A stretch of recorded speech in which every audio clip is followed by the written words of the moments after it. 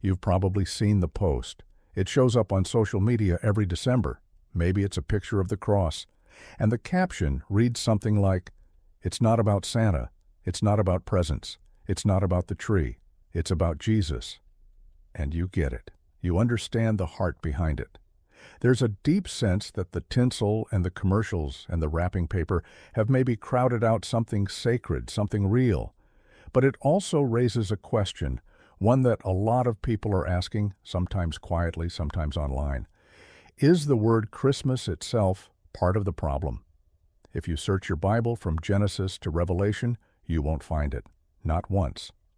Which leads to the real question. How did we get a holiday that's at the absolute center of the Christian faith, but whose name isn't in the Christian scripture? And does it matter? This isn't just a question about words. It's a question about origins. It's about what we've inherited and what the Bible actually says. The spine of this whole discussion, the tension that makes this question so important, is this. The story of God becoming flesh and entering human history is one of the most theologically profound events in the entire Bible. But the way we celebrate it is deeply tangled up with a name and traditions that aren't biblical at all. So the real task is to untangle them, to separate the soil from the seed, and see what the Bible is actually asking us to remember. And here is what makes Christmas different from almost every other question about Christian holidays. Unlike Easter, you cannot even find a single verse in any translation, not the King James, not the NIV, not the ESV, not one, where the word Christmas appears, not one time, in the entire Bible. If you look it up in a concordance, the page is blank. And that is not a translation controversy or a debated rendering of an ancient Greek word. It is a medieval English invention. The word Christmas comes from the Old English phrase Christus Messe, meaning Christ's Mass. The earliest written record of that exact phrase is from 1038 AD, which means the holiday you grew up celebrating by that name did not exist by that name until more than 1,000 years after Jesus was born. So the first question is not whether Christians should celebrate the birth of Jesus. Of course they should. The first question is this. What does the Bible actually tell us about that birth, and why does almost nothing we do in December appear in it? Let me start with what the Bible does say. Matthew and Luke are the only two gospel writers who describe the birth of Jesus at all. Mark jumps straight to the ministry. John opens before time itself. But Matthew and Luke each give us a birth narrative, and they are remarkably specific about certain details and remarkably silent about others. Luke tells us that Caesar Augustus issued a census decree, that Joseph and Mary traveled to Bethlehem, that there was no room in the inn, that the baby was laid in a manger, that shepherds were in the fields keeping watch over their flocks by night, that an angel appeared to them, that a multitude of angels filled the sky, that they found the baby wrapped in cloths and lying in a manger. Matthew tells us that wise men came from the east, that they followed a star, that they stopped in Jerusalem first and disturbed King Herod, that the chief priests and scribes pointed them to Bethlehem using a prophecy from Micah, that they found the child in a house, not a manger, and that they presented gifts, gold, frankincense, and myrrh. Now notice what neither account mentions. Neither one mentions December. Neither one mentions the 25th. Neither one says how many wise men there were. Neither one calls them kings. Neither one places the wise men at the manger at the same time as the shepherds. And neither one gives any instruction whatsoever about how to annually commemorate this event. Not one verse. Not one command. Not one feast day established. And that is striking because the Old Testament is extremely specific about which events God wanted remembered and how. Passover had a detailed liturgy. The Day of Atonement had a precise ritual. The Feast of Tabernacles had a 7-day celebration with detailed instructions. God did not leave the memorial requirements vague when He intended them to be kept. The birth of Jesus has none of that, not in the Gospels, not in the epistles, not anywhere in Scripture. So if the Bible gives no date and no instruction to celebrate it, Where did December 25th come from? The most widely repeated answer is that December 25th was borrowed from Roman pagan festivals. And this is where things get genuinely complicated, because the history is messier than either side of this debate usually admits. The Roman festival most commonly cited is Saturnalia, a week-long celebration running from December 17th through the 23rd in honor of the god Saturn. It involved feasting, gift-giving, role reversals, where masters served their slaves, decorating homes with greenery, and a general suspension of normal Roman social rules. The other candidate is the feast of Sol Invictus, the unconquered sun, which Roman records place on December 25th, the approximate point of the winter solstice, when the days begin to lengthen again, and the sun, in ancient symbolism, triumphs over darkness. For a long time, the standard story was simple. The Church looked at these Roman festivals, saw an opportunity, and planted Christmas on December 25th to give converts a reason to celebrate while their neighbors were already in a festive mood. As one historian bluntly put it, all the fun things about Christmas are pagan. The date, the feasting, the gifts, the greenery, none of it comes from the Bible. It comes from Rome. But here is where the history becomes more interesting and more honest. Some scholars push back hard on this version. They point out that the Feast of Sol Invictus was formally established by Emperor Aurelian in 274 A.D., and there is strong evidence that some Christians were already marking December 25th as the birth of Jesus before that, as early as the mid-200s, which would mean that in at least some cases the Christian celebration came first, and the Roman emperor placed a pagan feast on a date Christians had already claimed. The other competing explanation is called the calculation hypothesis. Early Christians working through the dates in their scriptures concluded that Jesus was conceived on March 25th, the date they connected to the Annunciation, the day Gabriel visited Mary. 9 months after March 25th is December 25th. The calculation, not the pagan festival, may be the actual origin of the date. Both of these accounts have serious defenders. Neither is conclusive. If you walk away from this saying the origin of December 25th is genuinely uncertain and disputed among serious historians, you would be exactly right. What is less disputed is what happened after the date spread. When Christianity reached the Germanic and Norse cultures of Northern Europe, it encountered a winter festival called Yule. Yule was a 12-day celebration centered around the winter solstice, involving feasting, fires, and the symbolic acknowledgement of darkness before the return of the light. When these cultures became Christian, the Yule customs did not disappear. They merged with Christmas.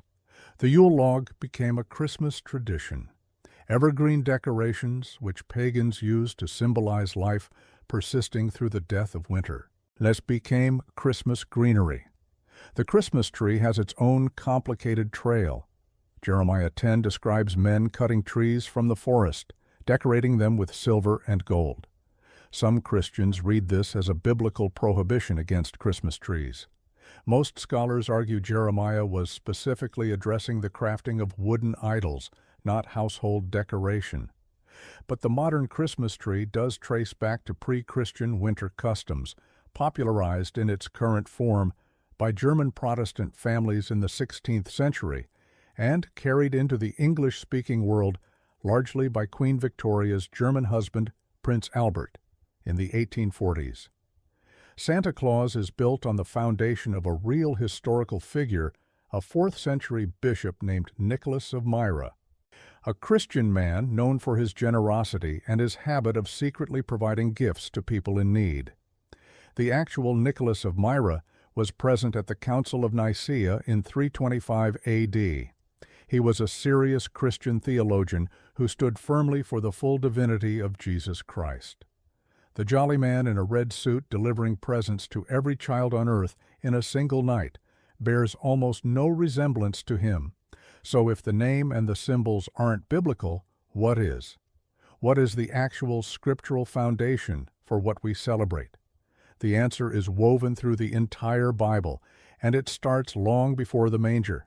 It starts with a promise. Isaiah wrote in chapter 7 that a virgin would conceive and bear a son, and his name would be called Emmanuel, God with us, Isaiah 7:14. He wrote that more than 7 centuries before the night the shepherds heard singing in the fields above Bethlehem.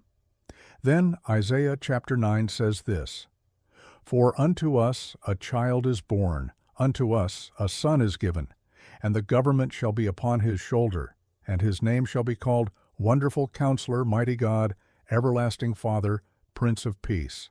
Isaiah 9:6. Those are not human titles. Mighty God in Hebrew is El Gibber, the same term used for God himself elsewhere in Isaiah. This prophecy is not describing a great leader, it is describing God arriving in human form. Micah 5:2, written in the same era, narrows the location to a specific village. "But you, Bethlehem Ephrathah, though you are small among the clans of Judah, from you shall come forth for me one who is to be ruler in Israel, whose coming forth is from of old." From ancient days, 7 centuries of waiting. And then Luke 2 records that a child was born in exactly that village to a virgin, under the precise conditions those prophecies described. The fulfillment was not symbolic, it was historical. The Bible had been pointing to this moment for generations before it arrived. But the deepest theological statement about what the birth of Jesus actually means is not in Luke 2. It is in the opening of John's Gospel. "In the beginning was the Word, and the Word was with God, and the Word was God. He was in the beginning with God. All things were made through him, and without him was not anything made that was made." John 1:1-3. And then verse 14, "And the Word became flesh and dwelt among us, and we have seen his glory, glory as of the only Son from the Father, full of grace and truth." That word "dwelt" is critical. In Greek it is the word skenu, and it means to pitch a tent, to tabernacle. It is the same word used in the Greek translation of the Old Testament to describe God dwelling in the tabernacle in the wilderness.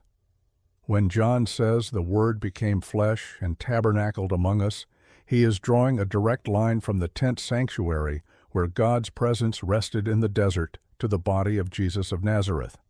And that connection opens something significant, because if Jesus is God tabernacling with his people, then the feast in the Old Testament that celebrated God dwelling with humanity becomes deeply relevant. The Feast of Tabernacles, Sukkot in Hebrew, was celebrated in the fall in the Hebrew month of Tishri, which corresponds to September or October. It was one of the 3 great pilgrimage feasts of Israel. And the people built temporary shelters to commemorate the wilderness wandering and to celebrate the God who had come near and lived among them. Some scholars, working through the priestly calendar in Luke 1 and tracking when Zechariah's division served in the temple, when Elizabeth conceived John, and then 6 months later to Gabriel's visit to Mary, place the birth of Jesus in the fall, in the very season of Sukkot. Not every scholar accepts this calculation. The timing is not certain. But what is certain is that John chose the word for tabernacle on purpose. The Incarnation and the Feast of Tabernacles are theologically inseparable. Both are about the same thing, God pitching his tent with his people. So when people ask, is Christmas in the Bible? The answer is no, not the name. Not December 25th. Not the tree, not the gifts. Not the jolly man with the sleigh, not any of it. But the event? The event is one of the most densely foreshadowed, precisely prophesied, and theologically loaded moments in the entire biblical narrative. The Incarnation is promised in Genesis 3:15, when God declares that the seed of the woman will crush the serpent's head. It is foreshadowed in the tabernacle, where God commands a portable dwelling so that he can live in the middle of his people. It is announced by Isaiah with titles that belong only to God. It is pinpointed to a specific village by Micah. It is recorded in Matthew 1 and Luke 2. It is explained in John 1. And it is completed in Revelation 21, where the voice from the throne announces that the dwelling place of God is now with man.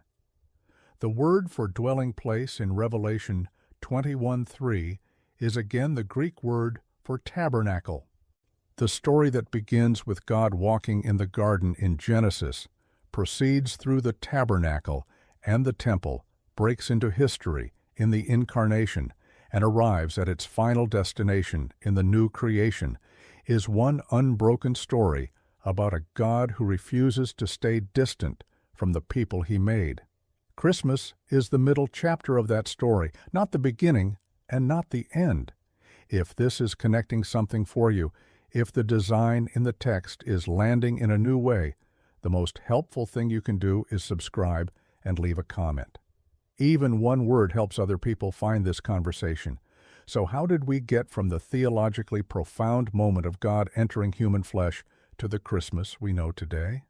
The shift happened in layers, and like Easter, it was driven by the same impulse.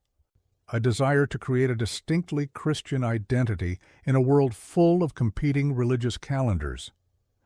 In the 4th century, after Constantine made Christianity the favored religion of the Roman Empire, the Church gained freedom and a new problem. It needed to organize an empire-wide religious calendar. Dates needed to be standardized, and the question of when to mark the birth of Jesus became politically urgent.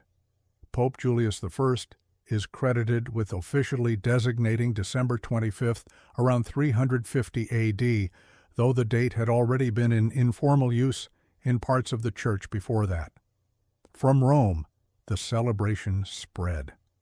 As it moved north into Germanic and Celtic cultures, it absorbed Yule logs and evergreen branches and mistletoe. As it moved through the medieval Church, it developed its own liturgical season called Advent and a formal Mass called the Christ Mass. A monk named Dionysius Exiguus in the 6th century attempted to calculate the actual year of Jesus' birth to create a Christian dating system. He arrived at what we now call 1 AD. Modern historians, working from the details about Herod the Great in Matthew 2, believe he was off by at least 4 years, placing the birth of Jesus around 4 BC by our own calendar. The man who gave us the year numbering system the entire modern world uses may have miscalculated the very birth that system was built around. This history is not just trivia. It reveals a pattern. The original event was embedded in the Hebrew prophetic tradition, grounded in 7 centuries of covenant promises, and theologically explained through the imagery of tabernacle and temple and a God who chose to come near. But as the celebration was standardized and spread through cultures with their own winter rituals, it became what a biblical event always becomes when disconnected from its biblical roots: a cultural container, able to be filled with other meanings, other symbols, other traditions. The tree and the presents and the songs about snowmen are not evil, but they are a sign of what happens when the frame grows louder than the picture inside it. So what does this mean for us? How do we navigate this? Do we throw out the tree? Cancel Santa? The Bible does not give us a rule book for this, but it gives us something better. It gives us the actual story. Because here is what changes when you see Christmas through the lens of what the Bible actually says about the Incarnation. It is no longer a holiday about a baby in a manger on a cold December night. It is the moment a story that began at creation finally reached its first great climax. The God who made the universe and breathed life into the first human being, who walked in the garden in the cool of the day, whose presence was so dense it filled the tabernacle with cloud and fire, that same God compressed himself into the body of an infant, in a specific village, in a specific year, born to a specific woman, under a specific census decree from a specific emperor, located by a specific star, announced by a specific choir of angels to a specific group of shepherds on a specific hillside outside Bethlehem. The specificity of it is part of the point. The Incarnation is not a myth or a metaphor. It is a claim about a real event in real history. God actually did this. The Word actually became flesh, not symbolically, actually. And the reason it matters so profoundly is the same reason Paul gives in Philippians 2. Jesus, who existed in the form of God, did not regard equality with God as something to hold on to, but emptied himself, taking the form of a servant, being born in human likeness. He humbled himself. The Creator of everything became a creature. The one whose glory filled the tabernacle was wrapped in cloth and placed in a feeding trough. That is not a Hallmark movie. That is the most extraordinary thing that has ever happened. It is a bit like having a photograph you have carried your whole life. It has always been kept in an ornate frame covered in glitter and seasonal illustrations. You have always loved the photo, but the frame is so loud, so layered with decoration, that you have never really sat still with the picture itself. One day, someone who knows the person in that photo sits down with you and says, "Let me tell you who this actually is." And they walk you through the story, not the decorations around the frame, the person in the photograph. And everything shifts, not because the photo changed, because you are finally seeing it clearly. The decorated frame was not the enemy, it was just loud. And now that you have set it aside, even for a moment, you can see what was always there. The biblical frame for the Incarnation does not take the joy out of December, it makes the joy bigger. It connects a baby in a manger to a promise made in a garden. It connects a virgin's yes to a covenant made with Abraham.